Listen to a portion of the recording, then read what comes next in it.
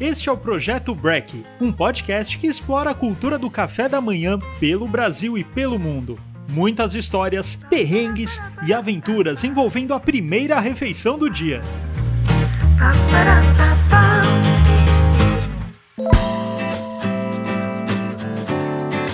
Olá, sejam bem-vindos a mais um episódio. Eu sou Guilherme Zawitch, idealizador do Projeto Break, e estamos aqui na Gup Comunicação, nossa parceira que grava e edita nossos podcasts. Nossa convidada é Mariana Proença, diretora de redação da revista Expresso, uma publicação focada em cafés há 18 anos no mercado. Ela também é diretora da Semana Internacional do Café, o maior evento especializado no Brasil, com uma programação extensa que envolve produtores, baristas, exportadores e entusiastas da bebida. O Projeto Break está no Spotify e no YouTube, então vai lá, ative o sininho, curta e comente muito. Bem-vinda, Mari, tudo bem? Olá, bem-vindo a vocês também aqui, né, todo mundo.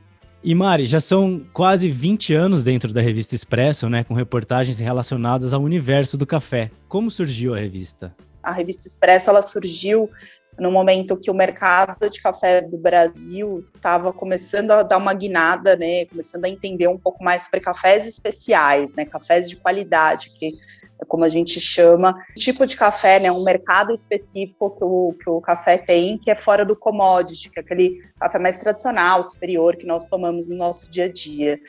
E aí, para atender esse público, para começar a falar dessa forma, né, de tomar café, desse hábito novo, a revista surgiu em 2003, juntamente com um movimento que já começou aqui no Brasil de cafeterias, né, também, que começaram nessa época, e a revista surgiu com a ideia de propor essa forma de falar, então, com esse consumidor, através de um trabalho de conclusão de curso de um dos criadores, que é o Caio Fontes. Ele criou um trabalho que ele avaliou a viabilidade da entrada da Starbucks no Brasil, né, que era um trabalho, na verdade, de administração de empresas, assim, um trabalho bem focado, né, nessa viabilidade da entrada da Starbucks no Brasil.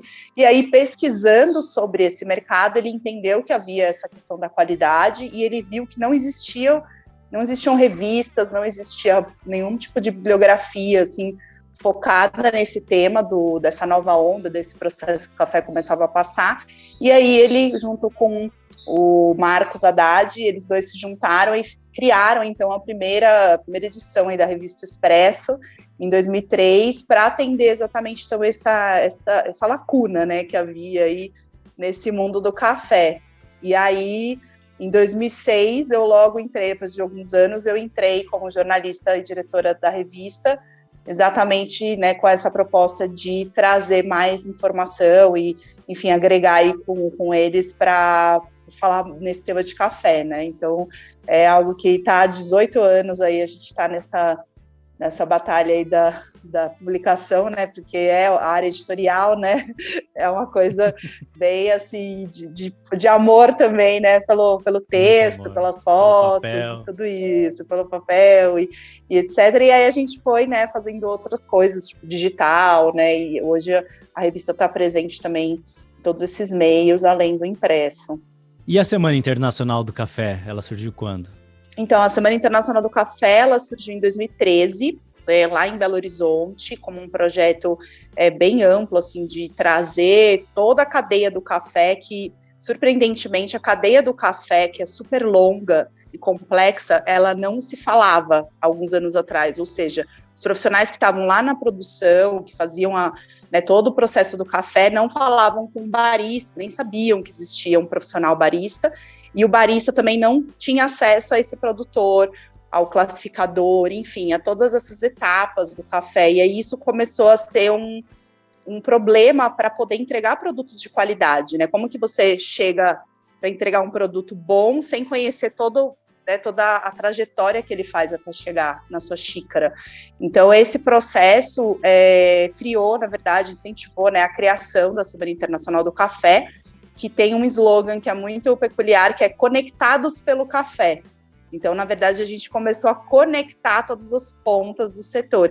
Antes dela começar, aqui em São Paulo, a gente já tinha uma feira, né, que chamava Espaço Café Brasil, desde 2006, que foi o primeiro ano que eu entrei também para trabalhar nessa área, e já se vão aí 15 anos, e aí a feira começou a crescer aqui em São Paulo, né, começou a ficar super conhecida, etc., e aí a gente juntou forças ali em Belo Horizonte, em Minas Gerais, que é o maior estado produtor, né, que é onde a gente tem a maior parte dos cafés no Brasil, e aí a gente falou, não, vamos atrair os produtores, porque aqui em São Paulo eles não vinham tanto assim, né, não tinha aquele foco para a produção, e aí lá em BH a gente conseguiu fazer essa conexão, essa união aí de todo mundo. Então a SIC, como é carinhosamente chamada, que é um evento, vai para a 8ª edição, né, ela é um evento que ela traz esse... Se você for, assim, você vai ver, é produtor, é barista, todas as tribos, a gente brinca, assim, né, todas as áreas do café, ali, provando café, torrando na hora, então, assim, E é aberto ao público também. Aberto ao público.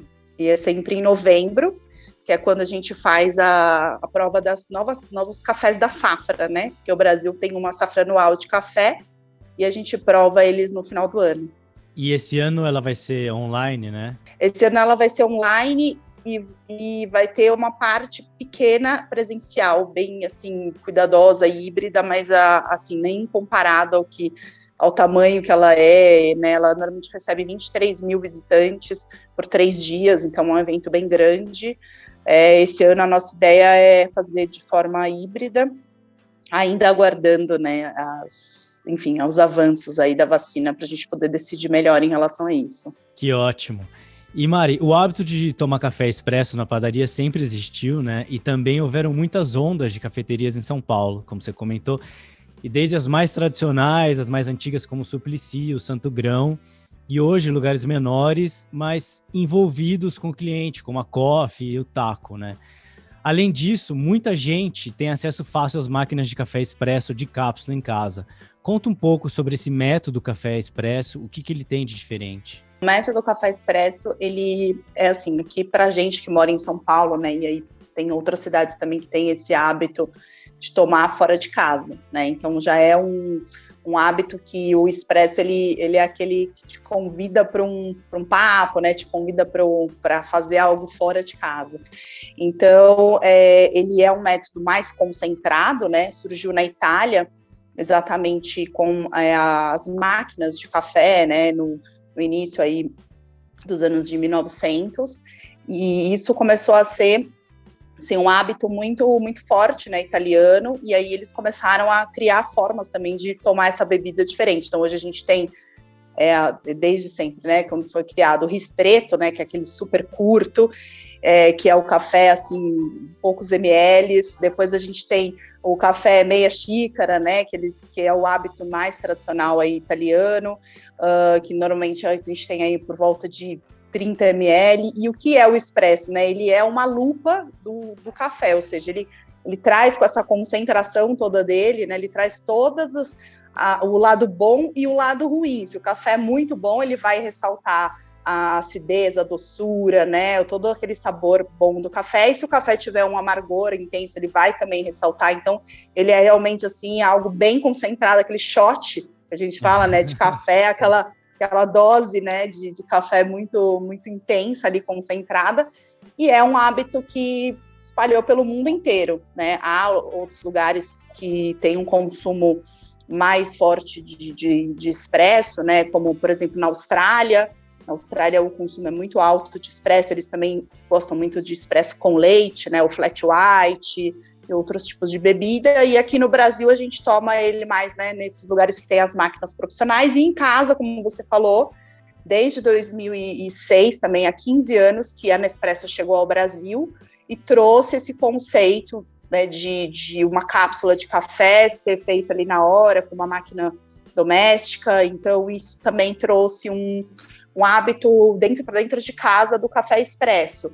E aí essa praticidade que ele tem, né? Porque é um café que você prepara ali na hora, você tem mais facilidade. Hoje, no Brasil, a gente tem um consumo muito alto do café filtrado, né, que é o nosso coado tradicional, que a gente gosta também, mas o expresso já vem ganhando aí dentro dos lares, né, até nas listas de presente, né, de casamento, o pessoal já coloca a máquina, então já se tornou, assim, um lugar para um cantinho do café, né, você tem um cantinho, você tem a sua máquina, então acho que isso é um hábito que chegou para ficar, assim, todo esse tempo aí, a gente está vendo que as pessoas não vão deixar de curtir esse café também na casa, né? Legal. E você falou das medidas, né? O ristretto, o expresso.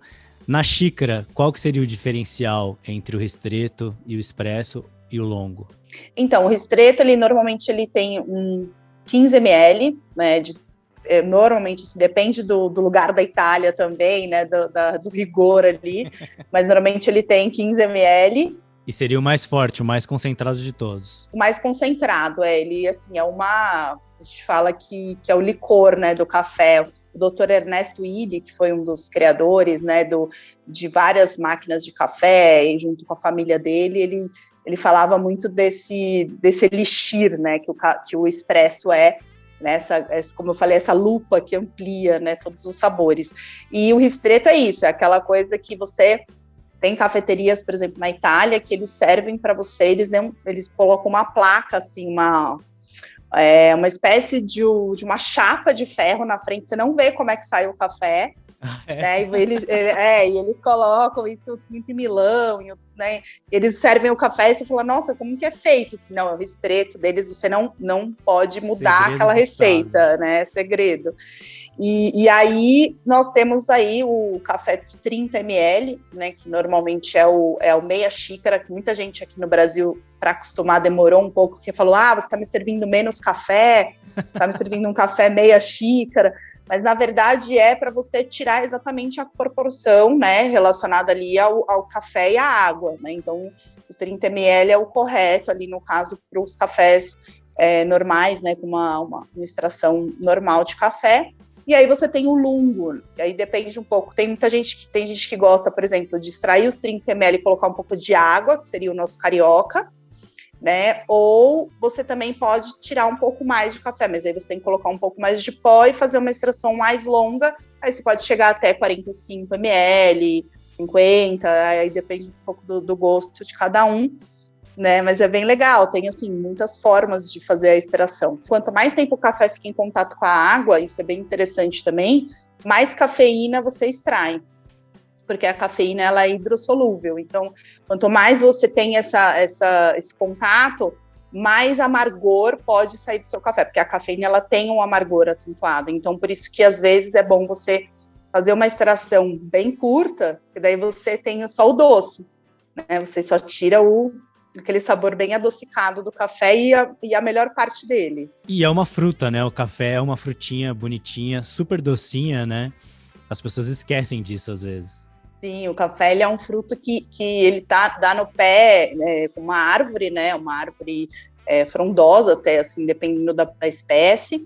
E ele dá muitos frutos numa árvore. E aí, dependendo de como você cuida, de toda a colheita que você faz, você colhendo ele maduro, né, que é uma fruta madura sempre melhor, né, muito mais gostosa, a gente consegue ter um sabor aí bem doce dele, por isso que é interessante essa separação lá na produção, né, você ter todo esse cuidado desde lá do início. E falando em sabor, como que nós poderíamos definir esse terroir brasileiro? O Brasil é bem difícil essa definição, Gui, por quê? Porque o Brasil tem 33 regiões produtoras. Então, assim, o Brasil ele é um país continental e que a gente tem uma diversidade muito grande de regiões produtoras. O que acontece? Cada região tem a sua característica. Se a gente fosse falar hoje de Brasil, a gente não ia conseguir definir uma característica específica. O que a gente tem, basicamente, em todos os cafés, né, que eles são doces, por natureza, né, como a gente falou, por ser um fruto, etc. E aí, cada região pode destacar o seu sabor. Então, por exemplo, no Cerrado Mineiro, por muitos e muitos anos, se identificou o sabor de chocolate, que é um chocolate, amêndoas, nozes, né, que são sabores bem específicos dessa região. Aí você vai por exemplo, para uma Mantiqueira de Minas, que é ali numa região aqui mais próxima de São Paulo, mais próxima aqui do sul de Minas. Aí você tem também uma característica de acidez, que é um cítrico, um limão, uma laranja. Então, assim, aí vai de acordo com a região. E hoje no Brasil a gente já conseguiu catalogar, além dessas 33, né, dentro dessas 33, 13 regiões que você tem como se fosse o champanhe, né, o grana padano, são denominações de origem para café, são indicações geográficas. Então, aí nessas regiões, a gente já conseguiu chegar em 13 no Brasil, onde tem identificações bem específicas. Esse sabor é dessa região, esse sabor é essa região tem essa característica cultural também de produção, porque no Brasil a gente tem produções familiares, nós temos produções muito grandes, né, de fazendas enormes, fazendas médias. Então, assim, é bem interessante, porque o Brasil hoje produz 1/3 do café do mundo. Você imagina isso? Então, assim, de todo o café que todo mundo toma, 1/3 vem do Brasil. Incrível. E tem também o catuí, né? Que seria um tipicamente brasileiro?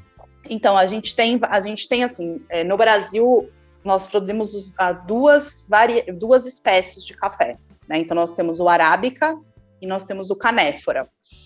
Dentro dessas duas espécies, você tem a árvorezinha ali, né, que você pode colocar. Dentro do arábica, nós temos as variedades dele, e dentro do canéfora, outras variedades. No arábica, né, que é a maior produção brasileira, nós temos as variedades catuaí, catucaí, mundo novo, aí são várias, né? E aí essas variedades foram desenvolvidas, muitas delas no Brasil.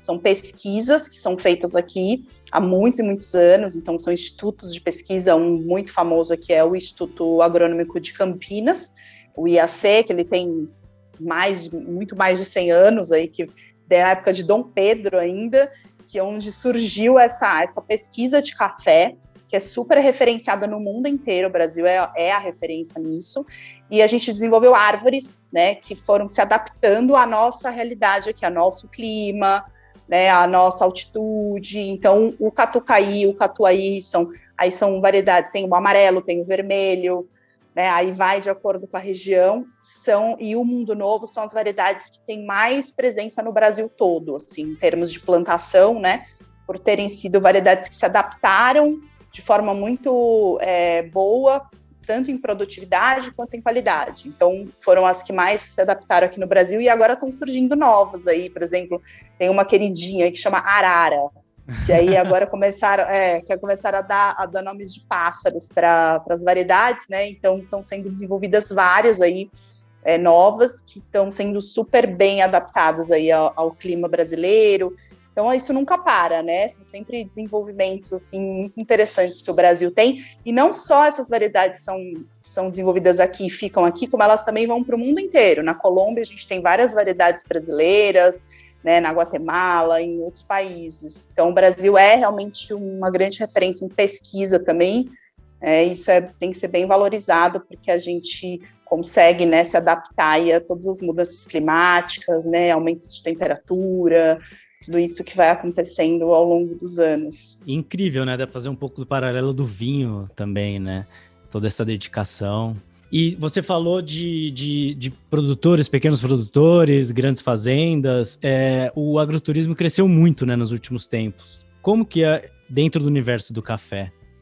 Você pode visitar as fazendas, os produtores, experimentar essa imersão, assim? Sim, é bem interessante esse tema, eu adoro esse tema, porque é muito novo no café isso, e tem um potencial enorme, ainda vai crescer muito. Eu acredito que agora, com a gente passando essa pandemia, se tudo der certo, a gente vai conseguir aumentar essa forma de fazer turismo. Hoje já existe no Brasil um agroturismo de café, em regiões como na Mantiqueira de Minas. Tem uma rota do café, onde as pessoas podem aproveitar e conhecer, ficar em hotéis na região. Então, ali, São Lourenço, que é uma região super turística, Carmo de Minas, né? Tudo ali são regiões onde recebem essas pessoas. A gente também tem aqui, mais próximo de São Paulo, em Monte Alegre do Sul, que é no Circuito das Águas Paulista, também tem uma região e fazendas como a Cafezal em Flor, que recebem turismo, e aí a pessoa fica hospedada na fazenda. E é muito legal, porque ela pode acompanhar a colheita, ela pode acompanhar o processo. Então, as melhores épocas para isso, para você fazer esse agroturismo, são no mês de julho, agosto, né? Algumas fazendas oferecem em junho também. Então, são meses que tem colheita no Brasil muito intensa. Então, a gente consegue conhecer todo esse processo, é muito interessante. Isso está crescendo muito, para mim, isso é a quarta onda que a gente está chamando assim do café, né? Porque o café passa por várias ondas aí de consumo, de presença no mundo inteiro, e essa proximidade com o campo, essa proximidade com a produção é algo muito novo, né, para o nosso consumidor. As pessoas não sabem, a gente fez até tem uma pesquisa que a Associação Brasileira de Cafés Especiais fez recentemente, a BSCA, que as pessoas não sabem que o café vem de uma árvore, não sabem que o café é um fruto, que depois é um grão. Então, assim, isso é uma pesquisa real, né, que mostra que as pessoas não têm essa noção, assim como o leite, né, não vem na caixinha, né, que a gente às vezes, as crianças, né, sempre, o leite vem da vaca e tal, e todo esse processo. A gente também tem que fazer esse processo com café. Apesar de a gente ser o país do café, né, ser o maior produtor mundial, nós não temos, e assim, não é nada, assim, nenhum demérito, mas ao mesmo tempo é algo que a gente pode trabalhar, né, de forma muito intensa com as crianças, com os jovens e com nós adultos aqui, que talvez não tivemos oportunidade, nascemos no meio urbano, né, de conhecer a roça, né, de conhecer esses lugares. Então, tem muita história para contar, assim, nas fazendas de café, então vale a pena. Super legal, super bacana. E fora dessa rota São Paulo, Minas Gerais, onde mais podemos encontrar produções de café? Nossa, tem muitas regiões lindas. Espírito Santo é um estado que produz tanto o canéfora quanto o arábica, né? É um estado onde se vive de café. Se você vai para lá, você vai ver café em todo lado.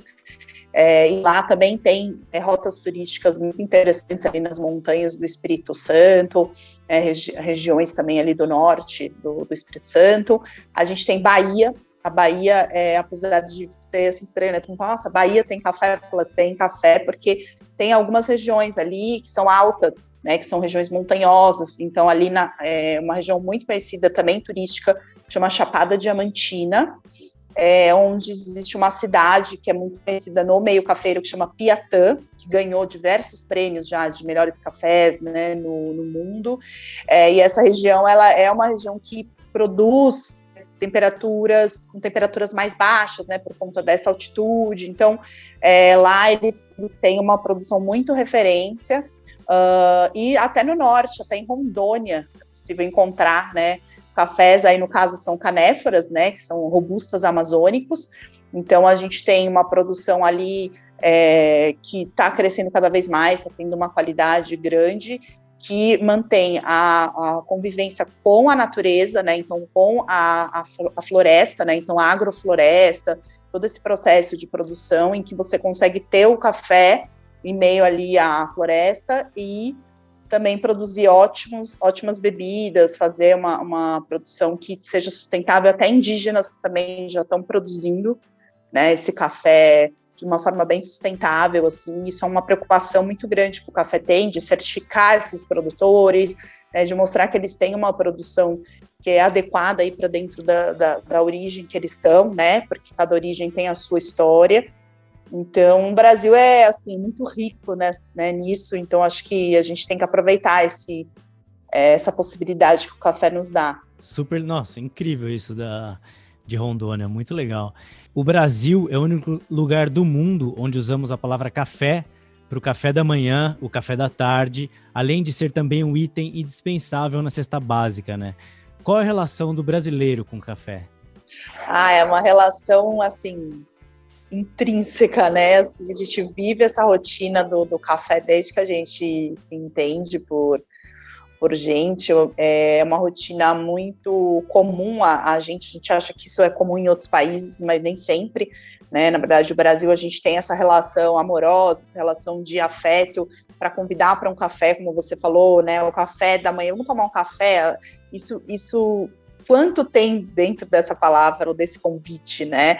De ir tomar um café, né? Tem muitas coisas dentro dessa expressão tão simples para nós, né, mas que carrega tanta coisa. Então, hoje, 97% dos lares brasileiros têm café, né, então é uma pesquisa que a Associação Brasileira da Indústria de Café faz todo ano, e isso é uma presença muito grande. O café está na nossa cesta básica, né, um item essencial aí para o brasileiro, e além disso a gente tem esse contato desde criança mesmo, né, na merenda da escola, né, muitos lugares oferecem, e isso se torna algo próprio da nossa cultura, e o café, ele passa a ser o nosso companheiro aí, né? Agora, até na pandemia, ele teve um crescimento, né, um aumento de consumo em casa, por conta das pessoas usarem o café como um momento de pausa, um momento de conversar com alguém, ou de parar ali a reunião. Então, ele serve para a gente como esse companheiro mesmo, né? Esse alento que a gente tem aí de momentos que a gente passa, dele estar no momento ali de pausa, de conversa. E você vai em qualquer lugar do Brasil, é interessante isso até, Gui, porque quando eu fui para a Colômbia, eu não achava que era assim, né? Porque eu falei, bom, país produtor, a Colômbia é um país, né, de grande produção de café também. Eu achava que lá também era comum você chegar numa café da manhã e servirem um café, e não é assim. Então, você tem que pedir o café, porque em lugares, assim, que eu digo, nas casas, né, assim, não é como aqui, que a gente já é normal, né, você não ter um café de manhã é impossível, o café mesmo, a bebida, né, e lá eles não têm tanto esse costume. Então, eu fiquei assim, falei, nossa, que interessante, né, e aí começou-se a fazer, inclusive, um trabalho lá com os consumidores locais, até chamava Tome Café, que era um Tome Café, que era uma campanha que estava sendo feita, quando eu estava lá, para as pessoas tomarem mais café, né? E aqui no Brasil a gente teve momentos de um pouco de queda de consumo, de substituição da bebida por refrigerantes, né? Outros tipos de Toddy, por exemplo, né? Esses achocolatados, etc. Só que isso foi feito toda uma campanha, né, para mostrar que o café é muito saudável, é puro, né, que ele tem uma bebida 100% natural, né, então tudo isso começou-se a resgatar, e eu acho que hoje o jovem, ele voltou a tomar café, né, então assim, a nossa geração, né, as gerações aí que estão vindo, já tem um outro conhecimento sobre café, já tem um contato maior, então acho que tem aí uma relação muito forte, né, que a gente... E o que você falou da parte social, né, que é muito brasileiro isso, você chega na casa de alguém, te oferecem um cafezinho, né, você vai tomar café da manhã, tem uma térmica de café inteira lá em cima da mesa, né, à tarde um café com bolachinha, e realmente é muito brasileiro isso, né. E até interessante você falar cafezinho, né, porque é uma história legal. Quando eu entrei na revista, eu até escrevi sobre isso, uma crônica uma vez, um artigo, eu falei, gente, tá proibido falar cafezinho aqui, porque eu brinquei, né, com o pessoal, porque a gente queria mostrar que o café era um cafezão, que o café era de qualidade, que era especial, e aí eu falei, gente, parem de usar essa palavra. E aí eu comecei a ver que era impossível, Gui, porque assim, você ia nos lugares, vocês, não, porque esse cafezinho, e nananã, e o cafezinho, aí eu comecei a entender que o diminutivo, ele, na verdade, era uma besteira minha, porque ele é um carinho, né, ele é a forma mais aproximada que o brasileiro tem de falar que aquilo ali é muito parte, né, da nossa cultura, da nossa forma de ser. Então, cafezinho é mais amorzinho, do que, né? É um amorzinho, junto, exatamente. E aí eu falei, gente, desculpa, errei. Vamos deixar do jeito que tá. Cada um fala como quiser. Quem quiser falar cafezinho, fala. Então a gente tem essa brincadeira lá na redação que eu falei que eu tinha instituído, brinquei assim, né? Tinha instituído que não podia usar e tal. Então é engraçado isso, porque não tem como, assim, né? Faz parte da nossa história mesmo. Faz parte da memória, de tudo, né? É super legal isso. E você comentou de pandemia, o hábito de tomar café em casa mudou em questão a preparo, comprar grãos, moagem, as pessoas estão dando mais atenção para isso? Sim, com certeza, a gente percebeu muito, assim, em pesquisas, em informações que nós tivemos, né, de dados mesmo de consumo, que primeiro cresceu o consumo em casa, é claro que ele também foi transferido, muitas pessoas tomavam café no escritório, tomavam café em cafeterias e passaram a tomar em casa, ou seja, isso, por um lado, foi ruim, né, claro, para os negócios, né, para as empresas, mas, ao mesmo tempo, mostrou para a gente como a bebida café é resiliente, né? Ou seja, ela não deixou de ser tomada pelas pessoas, ela só mudou o local, ela mudou o ambiente onde ela está sendo consumida. Então, esse para a gente foi um ponto importante, e além do que, houve um aumento, porque você está em casa, você está ali, você, né, tem esse momento de pausa, você vai buscar um café. E aí, na hora que a pessoa vai buscar esse café, ela começa a perceber mais também essa bebida, né, que antes ela às vezes tomava, às vezes sem perceber, sem ter essa atenção, e ao perceber ela começa a consumir produtos melhores. Então ela começa a ver, será que esse café que eu estou tomando é da onde? Né, de qual é a procedência dele?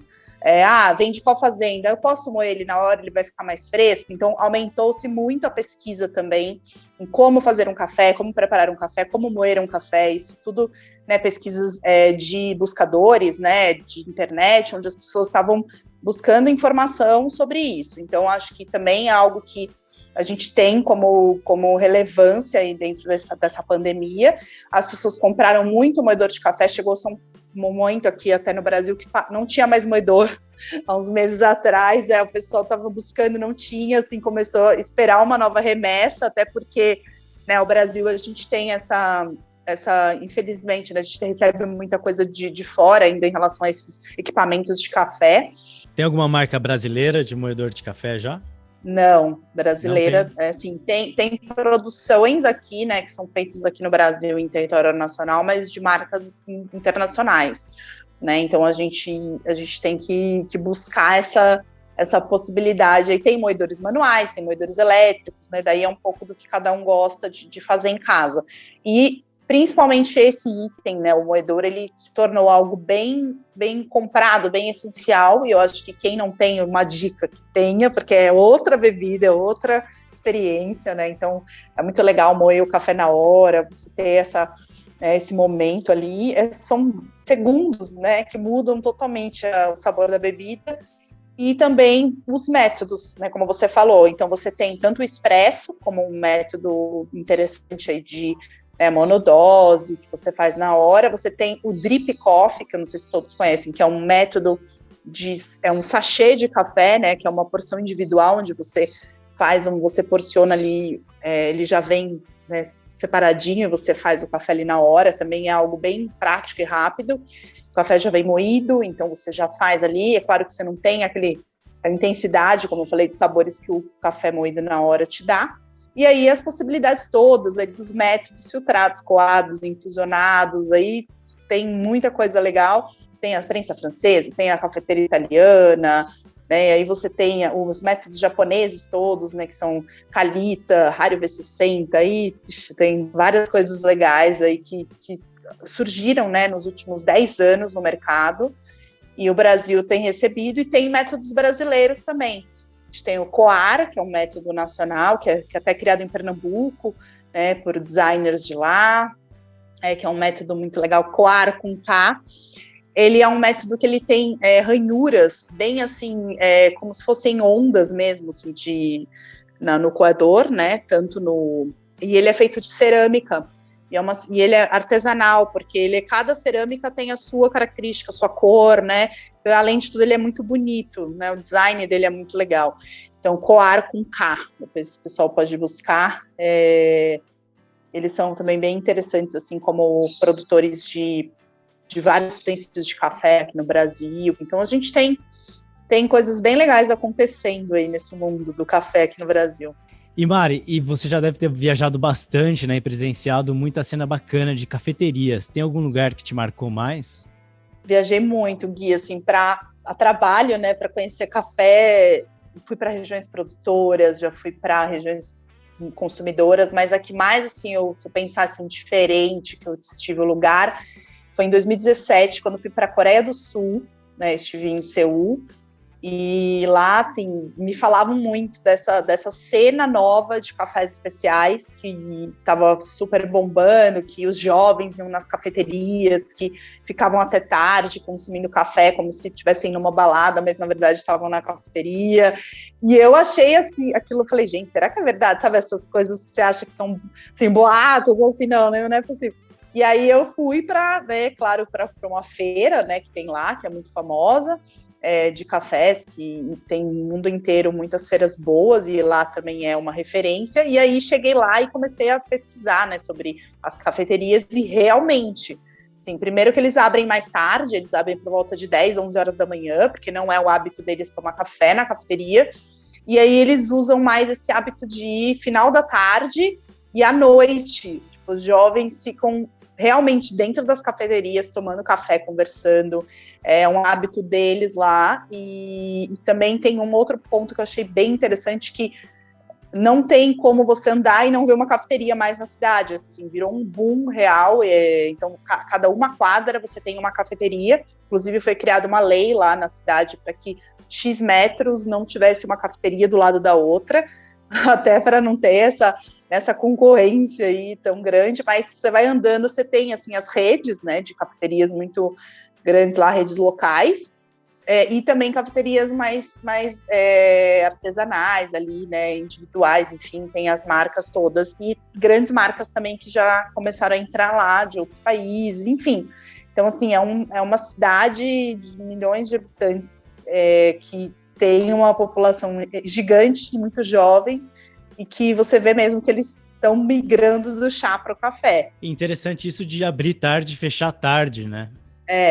Bem diferente assim, aqui a gente tem algumas cafeterias, né, que fazem esse trabalho, mas não fecham tarde, né, abrem às vezes um pouco mais tarde, mas fecham mais cedo. Lá não, lá a gente passava, assim, 11 da noite, tinha o pessoal dentro da cafeteria, conversando, rindo. Louco de cafeína até 3 da manhã. Exatamente. Então, assim, tinha cafeteria que fechava 2 da manhã, daí eu olhei e falei, nossa, que legal, né, bem diferente mesmo.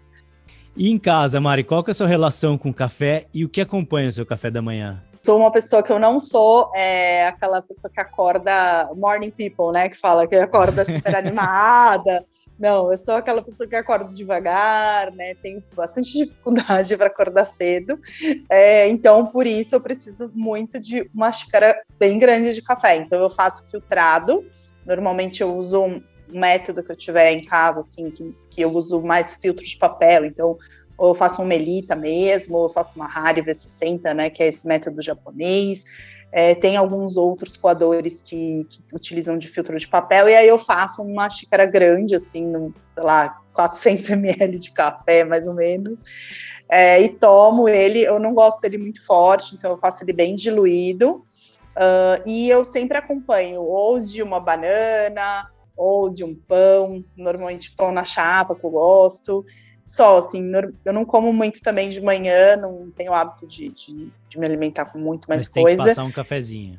E aí por volta também de umas 11 horas, assim, eu tomo outro café. E aí, sim, a partir das 11 agora, por exemplo, já tô bem animada aqui. Eu já tomei vários cafés. Que legal. E, Mari, o programa tem uma playlist no Spotify chamada Projeto Break, onde todos os convidados escolhem uma música para fazer parte dela. Qual o som que não pode faltar para você? Você sabe que eu escolhi a música e já esqueci, né? Eu tô sem a minha cola aqui. Então, na verdade, a música, assim, eu sou uma pessoa que gosto muito de música brasileira. Então, assim, na minha playlist, basicamente, assim, eu tenho músicas internacionais, mas muito poucas comparadas às brasileiras. Isso é uma referência dos meus pais, né? Eu ouvia muito disco LP, né? Essa coisa bem que meus pais sempre gostaram, e eu gostava muito de acompanhar, como eu sou jornalista, né? E gosto de texto, gosto de letra, eu gostava de acompanhar lendo as letras, né? Na época que vinha aqueles encartes, né? E agora no Spotify, nesses, né? Enfim, nesses outros nessas mídias, né, a gente tem já as letras também, que é legal, né, porque é bom para acompanhar. Eu acho muito importante a gente ouvir a música e ver a letra, sabe? Eu sempre, e eu decoro muito fácil por conta disso. E aí a música assim que eu gosto muito, que eu queria indicar aqui, eu acho que foi a Maria Bethânia que eu tinha escolhido, eu não lembro agora exatamente, mas acho que para mim é uma das maiores intérpretes, assim, né, nacionais. Eu amo muito, assim, o trabalho dela, e ela tem essa questão da poesia, né, dela ter muitos discos que ela recita poesias, coloca músicas na voz dela que são lindas, que é uma que eu amo muito, que é Amor de Índio. Pessoal, sigam, curtam e comentem nas páginas do Projeto Break no Instagram, YouTube e Spotify. Até a próxima!